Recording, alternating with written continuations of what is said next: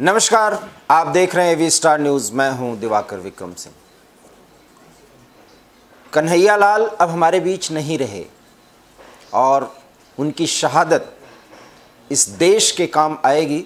शायद we star news अब आपको एक नई बात सोचने के लिए मजबूर करेगा। इस पूरे चर्चा में हमने इस्तेमाल किया है शब्द कन्हैया लाल की शहादत। जी हाँ, किसी राजकीय शहादत की ज़रूरत नहीं है, क्योंकि इस देश का 135 करोड़ का आवाम कन्हैया लाल की शहादत से अब बहुत कुछ सीख पाएगा। शायद इसे शहादत ही कहा जाए, जबकि आप सुनना ये चाह रहे थे कि कन्हैया लाल की हत्या की गई, जघन्य हत्या की गई, अपराध किया गया, अपराधियों को पकड़ लिया गया। हम ये खबर आपको नहीं बता सकते, क्योंकि ये खबर सुनने के लिए आप किसी और मंच पर जा सकते हैं, क्योंकि कन्हैया लाल ने इस देश की भावधारा, हमारे हर एक शब्द पर आप जरूर ध्यान धरिएगा, इस देश की भावधारा के लिए शहादत दी है। और शहादत अपना कर्तव्य पूरी तरह से निर्वाह करते हुए, देश की खातिर अपने परिवार का भरण पोषण करने के लिए भी अगर कोई व्यक्ति दिन रात मेहनत करते हुए अपने काम को आगे बढ़ाता है, वो भी देश के विकास में अपना योगदान दे रहा होता है। इसलिए कन्हैया लाल शहादत दिए हैं और इस शहादत को शत शत नमन है, क्योंकि कन्हैया लाल की आत्मा अब हर एक मौके पर चीख चीख कर और पुकार पुकार कर कहेगी कि जो लोग किसी मंच पर, चाहे वो टीवी डिबेट पर, इस देश की भावधारा पर बड़ी बात करते हैं, शायद कन्हैया लाल की शहादत को याद करेंगे तो अब उन्हें बहुत कुछ सोच करके बोलना पड़ेगा। इसलिए मत कहिए कि कन्हैया लाल की हत्या की गई, कन्हैया लाल के साथ जघन्य अपराध किया गया, इंसानियत दफना दिया गया। ये शब्द अब बहुत छोटे हैं, क्योंकि कन्हैया लाल ने अपनी जान दी है, अपनी शहादत दी है, तो भारत की भावधारा को बचाने के लिए। हम ये बात बार बार आपको क्यों याद दिला रहे हैं? क्योंकि इस देश में कन्हैया लाल के शहादत के पहले जब भी रेडिकलाइजेशन पर बात होती थी, तो एक समुदाय के विशेष जानकार लोग चर्चाओं में यह कहा करते थे कि इस देश की भावधारा को एक विशेष राजनीतिक सोच पार्टियों के लोगों ने बदल दी है, इसलिए देश का माहौल खराब हो गया है। आज हम आपको बहुत कम तस्वीरें और बहुत कम बाइट सुनवाएंगे, क्योंकि हम सीधा संवाद करेंगे आपसे। जो 24 घंटे की उस शहादत के बाद जो प्रश्न हमारे आपके मनोमस्तिष्क में घुमड़ रहे हैं और घुमड़ना चाहिए। इस शहादत के बाद 3 तरह की प्रतिक्रिया है। कुछ चुप हैं, कुछ अंदर ही अंदर मुस्कुरा रहे हैं, और कुछ सड़कों पर खड़े होकर विरोध दर्ज करा रहे हैं। कुछ ये भी मांग कर रहे हैं कि मौत की सजा मौत से दो। ये वही बात और उसी बात का समर्थन है जिस बात की बात किसी एक विशेष कानून में की जाती है कि मौत का बदला मौत। ऐसा नहीं है। इस देश में कानून है, कानून के हिसाब से कार्रवाई होगी और होना भी चाहिए, क्योंकि इस देश में संविधान है, इस देश में सीआरपीसी है, आईपीसी है, और उसके तहत अगर किसी आरोपी को गिरफ्तार किया गया है तो कानून अपनी कार्रवाई करेगा। इसका हमें इंतजार करना चाहिए, और उस समय तक हमें अपने भावनाओं पर नियंत्रण रखते हुए उस मां की बात को, उस पत्नी की बात को जिसने अपने पति और अपने बेटे को खो दिया है, वो चीख चीख कर रही है वो बात कि उसे इंसाफ चाहिए। इसलिए हम भी कह रहे हैं, कन्हैया कह रहे हैं अपनी शहादत देने के बाद कि अब तो इंसाफ दे दो सरकार। ये वो सरकार है, ये वो सरकारें हैं जहां पर सिर्फ जांच के दायरे को बढ़ाया जाता है, जहां पर किसी हत्या के बाद, किसी अपराध के बाद उसके इंटरनेशनल गैंग्स और उसके साजिश के तार जोड़े जा रहे होते हैं, सिर्फ पूरे मामले को गड्ढमड करने के लिए। अगर कोई आतंकी संगठन पाकिस्तान के रेडिकलाइज्ड सोच से प्रभावित होकर के राजस्थान के उदयपुर शहर में दिन में सूरज भी नहीं ढल रहा होता है, एक टेलर की हत्या कर देता है, और उसका कसूर कुछ भी नहीं, सिर्फ उसके बच्चों की एक भूल और उस भूल की उसको सजा। और आप सोच रहे होंगे ये सब कुछ एकाएक हो गया। उस इनसाइड स्टोरी को समझना होगा जो 17 जून से लेकर कन्हैया लाल के शहादत तक। समझिए जरा, उस राजस्थान की पुलिस पर, जिस पर तमाम वो बातें कही जा रही हैं कि एसपी के इतने बयान आ रहे हैं, वहां के थाना प्रभारी ने यह बयान दिया, तुरंत 2 से 3 घंटे के अंदर आरोपियों को गिरफ्तार कर लिया गया। अगर यह भी न करती तो राजस्थान की पुलिस क्या करती? राजस्थान के मुखिया माननीय अशोक गहलोत बहुत ही अनुभवी विचारधारा के, कांग्रेस विचारधारा के एक चिंतक हैं, राजनीतिज्ञ तो हैं ही। मुख्यमंत्री से बड़ा कद ऐसा माना जाना चाहिए कम से कम अशोक गहलोत का है। बार बार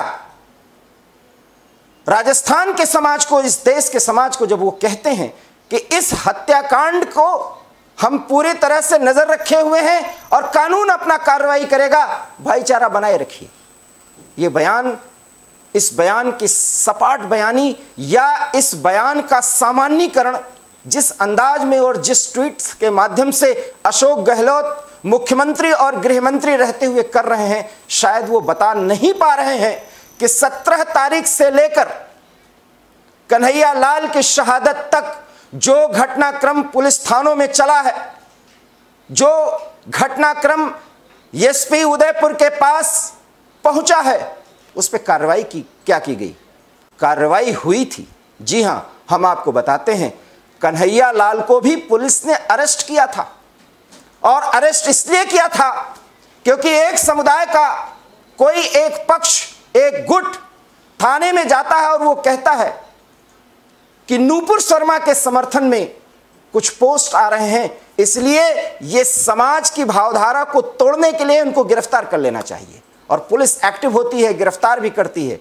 यकीन मानिए, कन्हैया लाल की पेशी भी कोर्ट में हुई थी और कोर्ट से उन्हें बाकायदा बेल दिया गया था।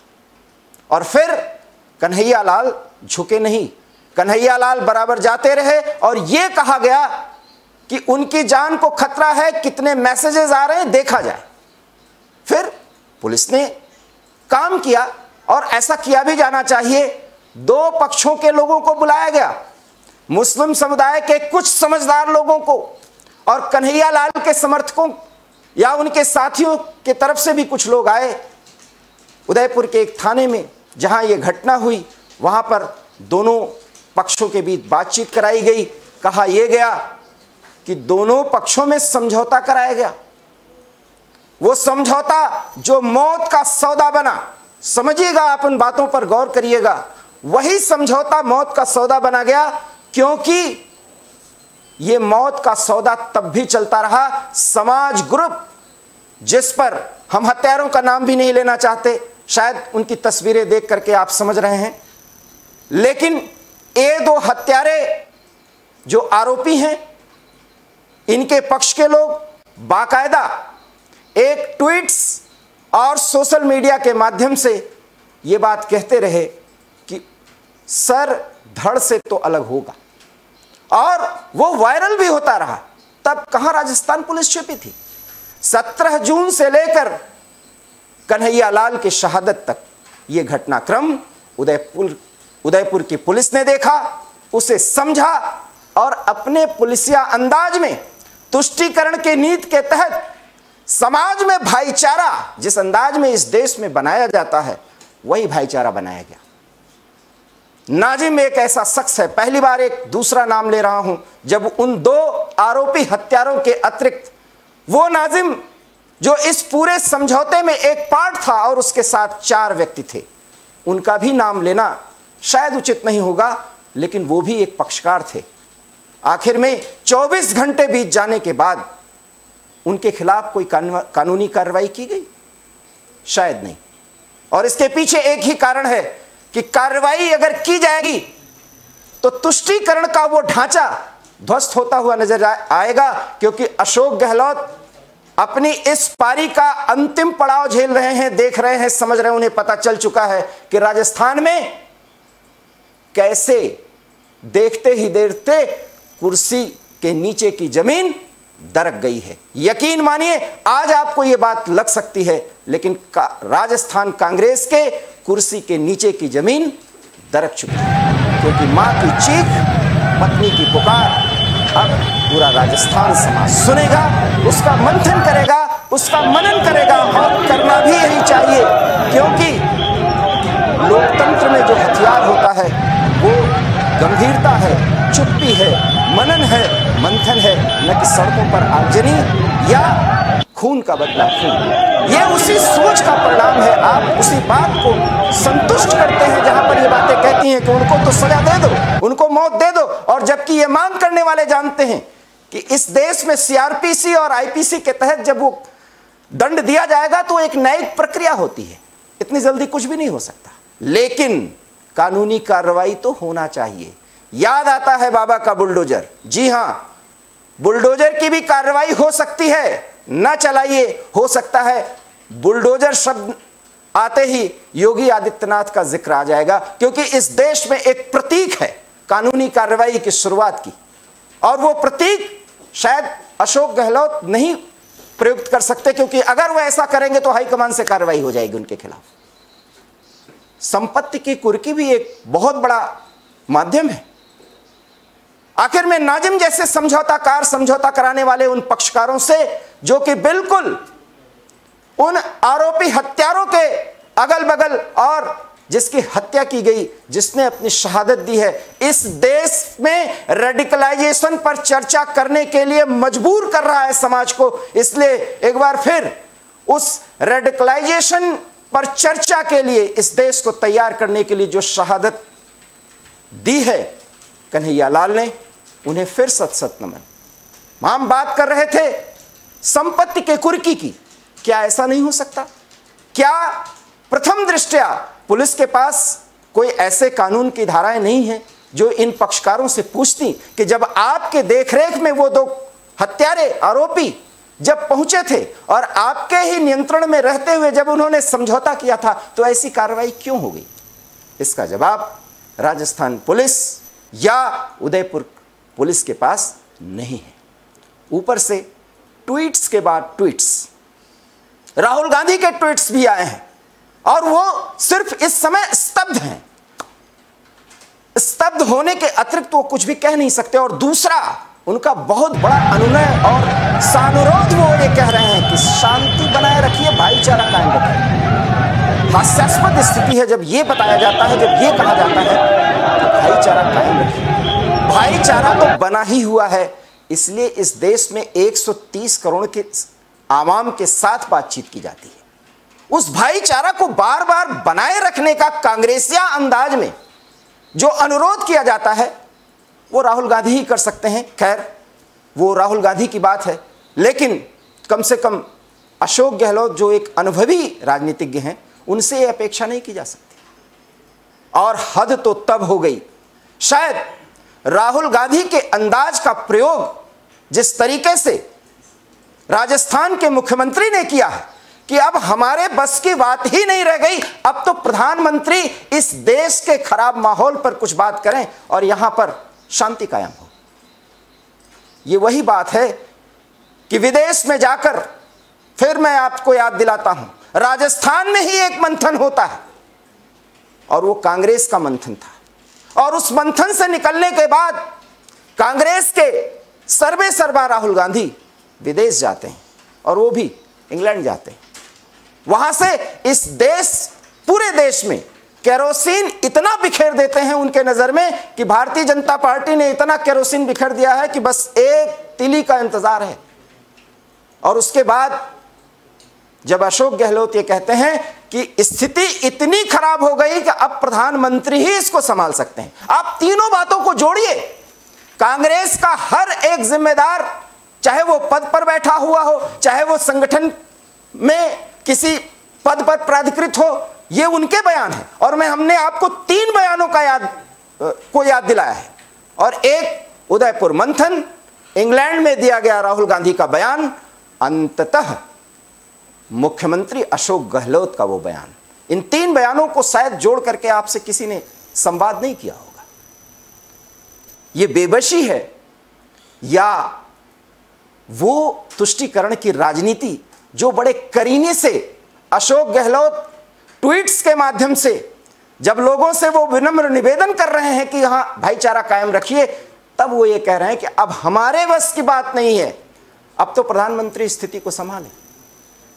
ये वो राजस्थान की सरकार है, ये वो पुलिस है। हाँ, जब भद पिटने की ये स्थिति आई तो पुलिस एक्टिवेट हुई और वो दोनों आतंकी, जिनका हम नाम भी नहीं लेना चाहते, वो गिरफ्तार कर लिए गए। क्योंकि बार बार नाम लेने के बाद शायद हमने आपको बताया था कि इस समय इस देश में 3 तरह से लोग सोच रहे हैं। एक बिल्कुल खामोश हैं, एक खामोशी के साथ अंदर ही अंदर खुश हैं, मुस्कुरा रहे हैं, अपने ईगो को सेटिस्फाइड कर रहे हैं, और एक मजबूर है इसलिए टीवी पर आकर बयान दे रहे हैं, और एक सड़क पर उतरा हुआ है। और सड़क पर उतरे हुए लोग शायद अब ये समझ जाएं कि जब रेडिकलाइजेशन पर चर्चा होती है तब लेफ्ट और लिबरल गैंग के साथ जब वो सोच में सोच मिला करके बात करते हैं, तो समझिए अभी तो शहादत सिर्फ कन्हैया लाल की हुई है, कल आपकी भी बारी आ सकती है। और तैयार भी रहिए, डरिए मत, क्योंकि इस देश में रेडिकलाइजेशन नहीं हुआ है।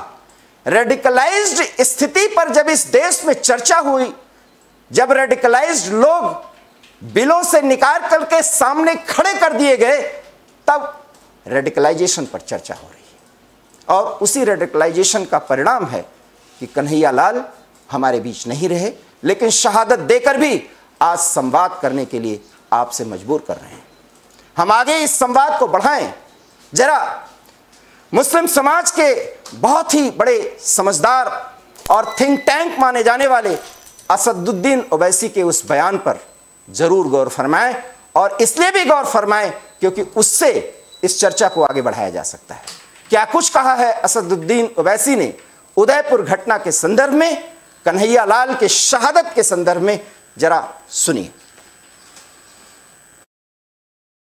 आज उदयपुर में जो हमारे हिंदू भाई का किसी 2 नौजवानों ने उसका कत्ल किया, मैं उसका खुला खुला कंडेम करता हूं। किसी को कत्ल करने की इजाजत नहीं है कानून में, कोई किसी को नहीं मार सकता। हम कानून को अपने हाथ में नहीं लेंगे। हाँ, यकीनन हम दोबारा मुतालबा करते हैं कि नुपुर शर्मा को भारत के आईपीसी सीआरपीसी के कानून के तहत एक्शन लिया जाए, गिरफ्तार किया जाए, मगर कानून कोई हाथ में नहीं ले सकता। किसी को आप नहीं मार सकते, याद रखो। ये जुर्म है, ये जुल्म है। जिस तरह कोई किसी अखलाक को नहीं मार सकता, उसी तरह उदयपुर के कोई टेलर को नहीं मार सकता। जिस तरह कोई पीलू खान को नहीं मार सकता, उसी तरह कोई उदयपुर के टेलर को नहीं मार सकता। जिस तरह कोई रकबर को नहीं मार सकता, उसी तरह उदयपुर के टेलर को कोई नहीं मार सकता। जिस तरह कोई हाफिज जुनैद को नहीं मार सकता, उसी तरह उदयपुर के हमारे हिंदू भाई को नहीं मार सकता। जिस तरह किसी को गोश्त के नाम पर नहीं मार सकता, उसी तरह उदयपुर के हमारे टेलर भाई को कोई नहीं मार सकता। हम मजम्मत करते हैं, हम कंडेम करते हैं। मैं भोपाल की जनता से अपील करूंगा कि अगर आप उदयपुर के कत्ल करने वालों की मजम्मत करते हैं, कंडेम करते हैं, तो मेरे साथ नारा लगाइए, इंसाफ जिंदाबाद, कत्ल मुर्दाबाद, भारत का संविधान जिंदाबाद, भारत का संविधान जिंदाबाद। ये हमारा पैगाम होना चाहिए। मैं मीडिया के लिए नहीं कह रहा हूं, बहैसियत एक भारत के अव्वल दर्जे के शहरी के कह रहा हूं कि हम तशद्दुद को। तो सुना आपने, इंकलाब जिंदाबाद कहने वाले असदुद्दीन ओवैसी अब इंसाफ जिंदाबाद कह रहे हैं। सुना आपने, जब कत्ल को कभी कहा जाता था कि सिर्फ 15 मिनट का समय दे दो, पुलिस को हटा लो, हम क्या कर सकते हैं हम बताएंगे, आज वो कत्ल मुर्दाबाद कह रहे हैं। अंततः हिंदुस्तान जिंदाबाद कभी कभी कहने वाले अब शायद ये कह रहे हैं भारत का संविधान जिंदाबाद। ढेर सारे तर्क असदुद्दीन ओवैसी ने रखे हैं और एक साथ जुनैद के हत्या से लेकर सीधे सीधे वो पहुंचते हैं कन्हैयालाल की हत्या तक। और जब कन्हैयालाल का कत्ल शब्द का इस्तेमाल करते हैं तो उन्होंने किस अंदाज में इसका सामान्यीकरण किया है, क्या आपने इसे समझने की कोशिश की है? और जिन हत्याओं का उन्होंने जिक्र किया है, जिसको पॉलिटिकल एरेना में इस पूरे घटनाक्रम के तहत जिस तरह से चर्चा की गई, जब उसे हिंदू वर्सेस मुस्लिम और रेडिकलाइज्ड सोच पर एक पक्ष और विपक्ष तैयार करने की जिस देश में तमाम कोशिशें की गई हैं पिछले 8 सालों में, तब शायद वो अखलाक, जुनैद और अब कन्हैयालाल सबकी हत्याओं का जिक्र कर डाला उन्होंने। समझिए, और यही समझने की जरूरत है, क्योंकि वो पहली बार ये कह रहे हैं कि एक टेलर हिंदू भाई की हत्या हुई है, उसका भी हम मजम्मत करते हैं। सिर्फ असदुद्दीन ओवैसी जैसे लोगों की मजम्मत या इस देश के किसी भी राजनीतिक पार्टी के लोगों के मजम्मत के हम सिर्फ उसी के आभारी हैं या उसी की अपेक्षा कर सकते हैं? हम शायद ये याद दिलाने में असफल हो रहे हैं एक नागरिक के तौर पर कि हमारी सोच के आधार पर किसी पार्टी या उसके नेता की सोच बनती है, वो हीरो बनता है, वो जीरो बनता है।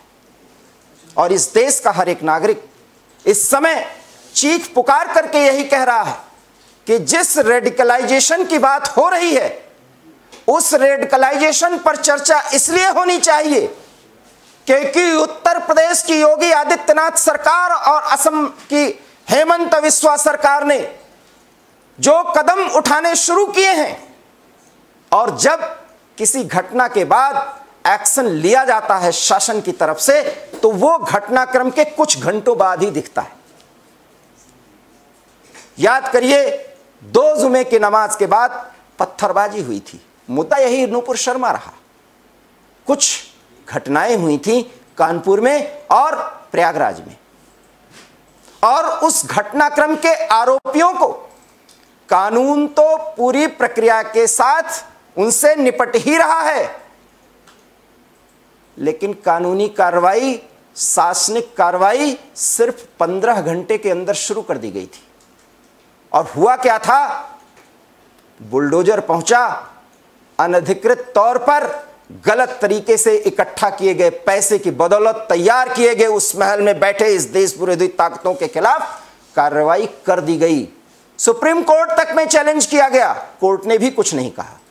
यह होती है कार्रवाई, और इसलिए प्रासंगिक हैं इस तरह के एडमिनिस्ट्रेटिव माइंडसेट के लोग, जिस पर चर्चा होनी चाहिए, क्योंकि रेडिकलाइजेशन पर हम तभी अटैक कर सकते हैं जब हम एक बार ट्रैक कर लें और समझ लें बदल नहीं सकती वो विचारधारा जो बचपन से किसी के संस्कार में डाली गई होती है। इसलिए हत्यारों का नाम हम फिर नहीं लेंगे जब वो कहते हैं कि दुआओं में याद रखना, इसलिए हम उनको याद नहीं करना चाहते, क्योंकि एक संख्या बढ़ जाएगी, संख्या एक बढ़ जाएगी, हम वो नहीं बढ़ाना चाहते। वो हत्यारे हैं और उसके आगे उनसे कुछ नहीं कहा जा सकता। इंडियन पिनल कोड सीआरपीसी की धाराओं के तहत जो कुछ भी राजस्थान की पुलिस कर रही है, एक प्राधिकृत सरकार है, सरकार शासन के जो आदेश हैं और जो निर्देश स्थानीय प्रशासन को है, पुलिस प्रशासन को है, उसके तहत धाराएं बनाई जाएंगी और उसके खिलाफ कार्रवाई की जाएगी। हम उस पर भी बातचीत कर सकते हैं बेहतर तरीके से। और हमने उठाया भी ये सवाल कि नाजिम जैसे वो समझौता कराने वाले लोग जो उस समाज ग्रुप से जुड़े हुए थे, जो हां सर धड़ से अलग करने की बात की जा रही थी, नाजिम को अभी तक गिरफ्तार नहीं किया गया। अशोक गहलोत जी, अगर आप हमारी बात सुन रहे हो तो नाजिम की भी गिरफ्तारी करिए, ये प्रमाण है। और जिन प्रमाणों पर और जिन शब्दों और वाक्यों के जरिए हम आपके सामने तथ्य रख रहे हैं, वो पूरी तरीके से प्रमाणित है। इसलिए बाबा का बुलडोजर बहुत याद आ रहा है, क्योंकि सड़कों पर लोग उदयपुर की इस गर्म तपती धरती पर जब अंतिम विदाई दे रहे हैं, तब यही कह रहे हैं मौत का बदला हमें चाहिए, हमें खून का बदला खून चाहिए। ये नारे अगर लगा रहे हैं तो फिर आप भावनाओं से काम ले, क्योंकि इस तरह का नारा तो भारत के संविधान में जो हमारे प्रदत्त कानून है उसमें है ही नहीं। इस्लामिक देश के नागरिक नहीं, आपको ऐसी भाषा का इस्तेमाल भी नहीं करना चाहिए। कानून अपना कार्य करेगा, लेकिन शासन के भी कुछ कार्रवाई होती है और वो कार्रवाई न करने के लिए अशोक गहलोत मजबूर है। उस पर ज्यादा बातचीत करने या प्रेस कॉन्फ्रेंस करके राहुल गांधी भी कुछ बोल सकते हैं, वो न करने के लिए मजबूर हैं, क्योंकि वही तुष्टिकरण है जहां रेडिकलाइजेशन को भाईचारे में दिखाया जाता है, उसी पर तो चोट है और इस देश ने चोट कर दिया है। यकीन मानिए 2024 के मुद्दे पर अब कन्हैया लाल का भी मुद्दा बहुत बड़ा मुद्दा होगा, क्योंकि चंद सेकंड के वो वीडियोस जिसमें हत्या के बाद बहुत ही ईगो के अंदाज में, सेटिस्फैक्शन के अंदाज में हत्यारे जिस तरीके से दुआओं में याद रखने की बात करते हैं, उन्हें दुआओं में याद रख करके बहुत लोग संतुष्ट हो रहे होंगे, लेकिन राजस्थान की धरती वीरों की धरती रही है। वहां पर हाथ के पंजे पर बहुत बड़ी चोट लग चुकी है। ये आज बहुत पहले इस पर चर्चा कर दी गई है। आने वाले समय में आपको ये बात जरूर याद रखनी होगी और आप उस बात को याद करके जरूर कह रहे होंगे कि देश में रेडिकलाइजेशन पर सबसे बड़ी चोट उस दिन हुई जिस दिन कन्हैया लाल की एक जघन्य हत्याकांड के तहत उनको मौत की नींद सुला दिया गया। और इसलिए ये 100 करोड़ लोगों की बात नहीं, 135 करोड़ लोगों की बात है जिसके लिए कन्हैया लाल ने शहादत दी है। इसलिए एवी स्टार न्यूज सबसे पहले 135 करोड़ भारतीयों की तरफ से कन्हैया लाल की शहादत पर शत उन्हें नमन करते हैं और हम ये मांग करते हैं कि इस देश में शांति और कानून का राज बनाए रखने के लिए सड़कों पर मत उतरिए, सिद्धांतों से समझौता मत करिए, लेफ्ट लिबरल गैंग के उस खेल का पार्ट मत बनिए। अपने हृदय, अपने मनोमस्तिष्क से सोचिए और जरूरत इस बात की सोचिए कि अभी तो कुछ प्रदेशों में बुलडोजर उठे हैं शासनिक कार्रवाई में, आगे इस देश में गलत काम करने वालों के खिलाफ सीआरपीसी, आईपीसी की धाराएं सक्रिय हों। उसके पहले जनता में जो उबाल आता है शासनिक प्रशासनिक कार्रवाई में, वो जमीन पर दिखनी चाहिए। इसलिए बुलडोजर जैसी कार्रवाई हर एक राज्य में हो गलत करने वालों के खिलाफ, ऐसा माहौल और ऐसा शासन बनाइए। इसलिए ईवीएम पर जाने के कभी भी अगर आपको जाना हो तो सोच लीजिए कि आपको करना क्या है। क्या इस देश में तुष्टीकरण के साथ आगे बढ़ने और अपने हितों को साधने वाले वो चुप रहने वाले लोग जो आज दिख तो रहे हैं मौन लेकिन अंदर से हैं खुश, शायद उन्हें एहसास नहीं कि राजस्थान की कुर्सी अब कम से कम पंजे के हाथ से निकल चुकी है। बहरहाल इस पूरे घटनाक्रम को देखते हुए सिर्फ इतना ही कहा जा सकता है कि अब कार्रवाई की दरकार है और उस कार्रवाई के दरकार में खून का बदला खून कतई मत कहिए, मौत का बदला मौत कतई मत कहिए। सिर्फ इंसाफ चाहिए उस परिवार को, उस समाज को और भारत के 135 करोड़ की आवाम को, जहां खुलेआम चैलेंज कर कर सोशल मीडिया पर एक मुहिम चलाकर किसी को गला रेत कर मार दिया जाता है, उसके बाद उसका बखान किया जाता है और उसके बाद दुआओं में उसे याद रखने के लिए जब वो कहता है तो उसको याद कर कुछ लोग मौन होते हैं लेकिन अंदर से खुश। पहचानिए उन लोगों को, क्योंकि यही रेडिकलाइजेशन की वो नींव है जिस पर चोट अगर होती है तभी वो भाईचारा कायम होगा। और जब भाईचारा कायम होगा तो समाज का वो वर्ग जब इस तरह की कार्रवाई हो जाए या इस तरह के घटना हो जाए तो एक साथ वही समझदार लोग जो समझौता कराने जाते हैं, जो टीवी के किसी भी डिबेट पर बैठ करके उस समाज की नुमाइंदगी करते हैं, शायद वो खड़े होकर के खुल करके बोलें कि वो हत्यारे उस समाज से जुड़े ही नहीं हैं, क्योंकि न वो उस धर्म की बात मानते हैं न उस समाज की बात मानते हैं। फिर वो कैसे उस समाज से जुड़े हुए हैं।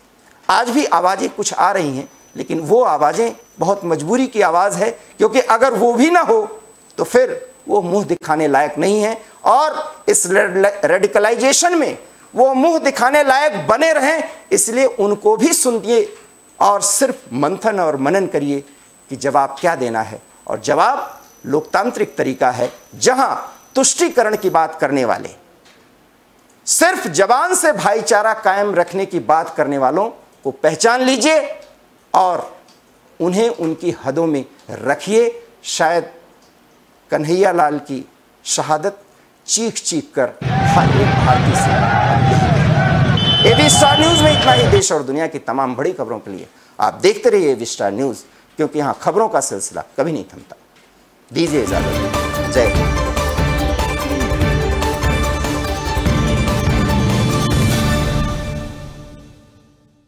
नहीं कर सकेंगे। दरअसल 1 अक्टूबर के बाद दिल्ली में केवल BS6 वाहनों को ही इजाजत मिलेगी, इन्हें ही यहां पर एंट्री मिलेगी। अब साफ तौर पर चिट्ठी भी लिख दी गई है, जिसमें साफ तौर पर यह कहा गया है कि जो उत्तराखंड परिवहन की 200 बसें हैं, उन्हें दिल्ली में एंट्री नहीं दी जाएगी। तो उत्तराखंड से दिल्ली जाने वाली 250 रोडवेज में से 200 बसों पर 1 अक्टूबर से ब्रेक लग जाएगा। जानकारी के मुताबिक दिल्ली सरकार ने सिर्फ BS6 बसों को ही एंट्री देने का पत्र भेजा है। BS6 मानक वाली 22 वोल्वो और कुछ बसें मिलाकर सिर्फ 50 बसें ही परिवहन निगम के पास हैं। हाल ही में दिल्ली परिवहन विभाग के विशेष आयुक्त OP मिश्रा की ओर से उत्तराखंड परिवहन निगम को एक चिट्ठी लिखी थी, जिसमें बताया गया है कि दिल्ली और NCR में वायु प्रदूषण की स्थिति को ध्यान में रखते हुए NGT ने भी ये निर्देश दिए थे कि 1 अप्रैल 2020 से दिल्ली में BS4 वाहनों की खरीद फरोख्त नहीं होगी, केवल BS6 वाहनों को ही संचालित किया जाएगा। इसके अलावा NGT ने पहले ही निर्देश दिया था कि 1 अक्टूबर से उत्तराखंड परिवहन दिल्ली में